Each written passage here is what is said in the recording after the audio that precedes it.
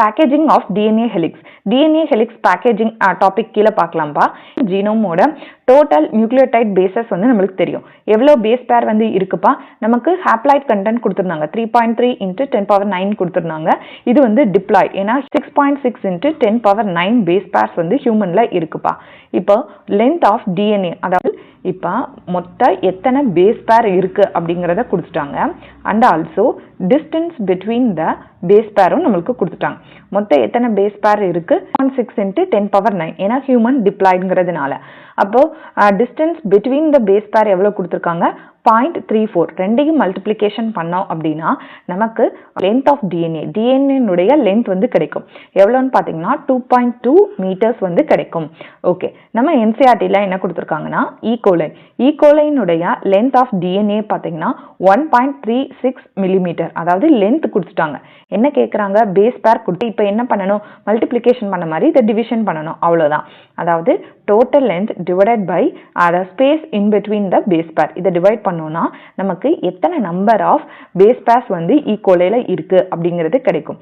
அதாவது 4 × 10⁶ base pairs வந்து ஈகோலையில் இருக்கு. நெக்ஸ்ட் வந்து பார்த்தீங்கன்னாப்பா, இப்போ இன் ப்ரோகேரியாட்ஸ்னா என்னப்பா, bacteria. The DNA is scattered through the cell. Prokaryotes பாக்டீரியாவில் பொறுத்த வரைக்கும் நமக்கு வெல் டிஃபைனான நியூக்ளியர் ஸ்ட்ரக்சர்ஸ்லாம் கிடையாது பாக்டீரியாவில். அப்போ டிஎன்ஏங்கிற ஜெனட்டிக் மெட்டீரியல் அப்படியே சைட்டோபிளாசம்ல ஸ்கேட்டர்டாக இருக்கா, இல்லை. அப்போ டிஎன்ஏங்கிறது நெகட்டிவ் சார்ஜாக இருக்கிறதுனால இது எப்படி ஹோல்ட் பண்ணியிருக்கோம் அப்படின்னா ஒரு ப்ரோட்டீனைஸ்டு ஸ்ட்ரக்சர் வந்து இதை என்க்ளோஸ் பண்ணியிருக்கோம் இந்த டிஎன்ஏவை. இதுக்கு பேர் என்ன சொல்றாங்க அப்படின்னு பார்த்தீங்கன்னா நியூக்ளியாய்ட். அதாவது சம் பாசிட்டிவ்லி சார்ஜ்ட் புரோட்டீன்ஸ் வந்து இந்த டிஎன்ஏவை அப்படியே ஸ்கேட்டர்டா அந்த சைட்டோபிளாசம்ல விடாம ஹோல்ட் பண்ணி வச்சிருக்கோம். அதுக்கு பேரு தான் என்ன சொல்றாங்கன்னா நியூக்ளியாய்ட் அப்படின்னு சொல்றாங்க. யூகேரியாட்ஸ்ல பொறுத்த வரைக்கும் பார்த்தீங்கன்னா there is a set of positively charged basic proteins called histone. அதாவது யூகேரியாட்ஸ்ல ஹிஸ்டோன் அப்படிங்கிற புரோட்டீன் இருக்கு. இப்போ histones are rich in positively charged basic amino acid residues lysine and arginine. அதாவது இதுதான்ப்பா கோர் ஆஃப் ஹிஸ்டோன் மாலிகுல். இந்த ரவுண்ட் மாதிரி இருக்குல்ல, இந்த ரவுண்டை தான் ஹிஸ்டோன் அப்படின்னு சொல்லுவாங்க. இந்த ஹிஸ்டோன் பார்த்தீங்கன்னா டிஎன்ஏ வந்து நெகட்டிவ் சார்ஜ் நமக்கு தெரியும். அப்போ இந்த ஹிஸ்டோன் புரோட்டீன் பார்த்தீங்கன்னா டிஎன்ஏவை பிடிச்சு வைக்கிறதுக்கு இதுக்கு பாசிட்டிவ் சார்ஜ் வேணும்ல, அந்த பாசிட்டிவ் சார்ஜ் எதுல இருந்து எடுத்துக்கிறோம் அப்படின்னு பார்த்தீங்கன்னா இதுல இருக்கக்கூடிய amino acid lysine and arginine. அந்த லைசின் அண்ட் அர்ஜினைன் அமினோ ஆசிட்ல இருந்து தான் it gains the positive charge, so attract the negatively charge DNA molecules. Okay, இந்த ஹிஸ்டோன் புரோட்டீன் பார்த்தீங்க அப்படின்னா இது வந்து ஒரு ஆக்டோமர் அப்படின்னு சொல்லுவாங்க. ஏன் ஆக்டோமர், 8 ஹிஸ்டோன் ஆக்டோமர் ஃபார்ம். அதாவது இதுல 8 டைப் ஆஃப் புரோட்டீன்ஸ் வந்து இருக்கும்பா. ஸோ இதை வந்து ஹிஸ்டோன் ஆக்டோமர் அப்படின்னு சொல்றாங்க. So negatively charge DNA is wrapped around histone atomer to give nucleosome. அதாவது what is mean by nucleosome அப்படின்னா இப்போ ஹிஸ்டோன் 8 ஆக்டோமர், ஹிஸ்டோன் ஆக்டோமரை சுற்றியும் இந்த நெகட்டிவ்லி சார்ஜ்டு டிஎன்ஏ வந்து அப்படியே ரேப் அரவுண்ட் பண்ணியிருக்குல்ல, இதுக்கு பேர் தான் என்னன்னு சொல்றாங்கன்னா நியூக்ளியோசோம் அப்படின்னு சொல்றாங்க. நியூக்ளியோசோம்னா nothing but negatively charged DNA wrap around the histone octamer. we will call it as nucleosome அப்படின்னு சொல்றோம். நியூக்ளியோசோம். இப்ப இந்த நியூக்ளியோசோம்ல பாத்தீங்கன்னா இப்ப டிஎன்ஏ பாருங்க இப்படியே ரேப் அரவுண்ட் பண்ணியிருக்கான். இந்த நியூக்ளியோசோம்ல எத்தனை பேஸ் பேர்ஸ் வந்து இருக்குன்னா 200 பேஸ் பேர்ஸ் வந்து இருக்குப்பா. அப்போ ஒரு டிபிக்கல் நியூக்ளியோசோம்ல 200 பேஸ் பேர்ஸ் இருந்தது அப்படின்னா therefore the total number of nucleosome in human அப்படின்னு 6.6 × 10⁹ divided by 200 போட்டீங்கன்னா நியூக்ளியோசோம் வந்து இருக்கு அப்படின்னு சொல்றாங்க. Okay, next nucleosome constitute the repeating unit to form chromatin. இப்போ நியூக்ளியோசோம்னா ஒன்றும் இல்லைப்பா, இப்போ ஒரு பால் இருக்குன்னு வச்சுக்கோங்க, அந்த பாலை சுற்றி நம்ம வந்து பூ கட்டுற மாதிரி இந்த நூல் வச்சு கட்டினீங்க அப்படின்னா அதுதான் நியூக்ளியோசோம். உங்கள் பால் இருக்கு, இந்த பால் தான் என்னப்பா ஹிஸ்டோன் ஆக்டோமர்.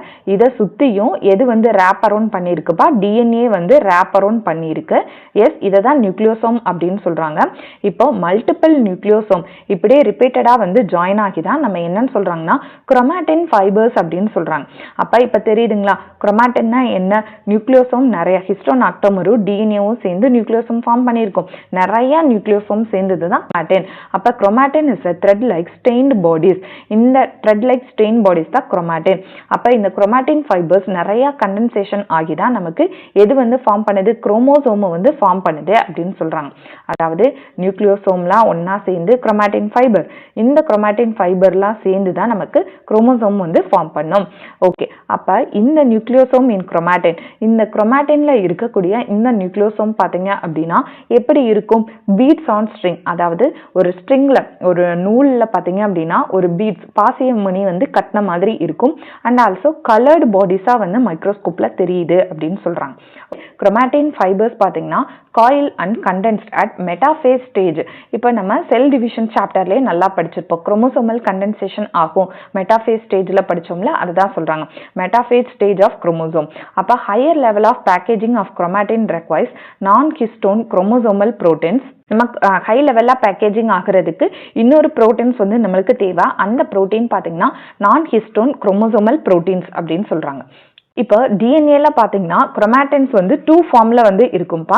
ஒன்னு வந்து யூக்ரோமாட்டின், இன்னொன்னு வந்து ஹெட்டெரோக்ரோமாட்டின் அப்படின்னு சொல்லுவாங்க. இப்போ யூக்ரோமாட்டின் அப்படின்னா என்ன? இது வந்து loosely packed and transcriptionally active region of chromatin. It stains light, அதாவது இது லைட்டா தான் ஸ்டெயின் ஆகும், அதாவது லூஸா. இப்போ நம்ம என்ன சொல்றோம்? குரோமாட்டின் கண்டென்சேஷன் ஆகி தான் குரோமோசோம் வந்து ஃபார்ம் ஆயிருக்கும் அப்படின்னு சொல்றோமா? அதுல சில குரோமாட்டின் பாத்தீங்க அப்படின்னா லூஸா பேக்டா இருக்கும் அண்ட் டிரான்ஸ்கிரிப்ஷனலி ஆக்டிவ். டிரான்ஸ்கிரிப்ஷனலி ஆக்டிவ்னா என்ன? இதுதான் புரோட்டீன் சிந்தசிஸ்க்கு ஆக்டிவான குரோமாட்டினா இருக்கும். இதோட ஸ்டெயின்ஸ் பாத்தீங்கன்னா லைட் கலர்ல இருக்கும்னு சொல்றாங்க.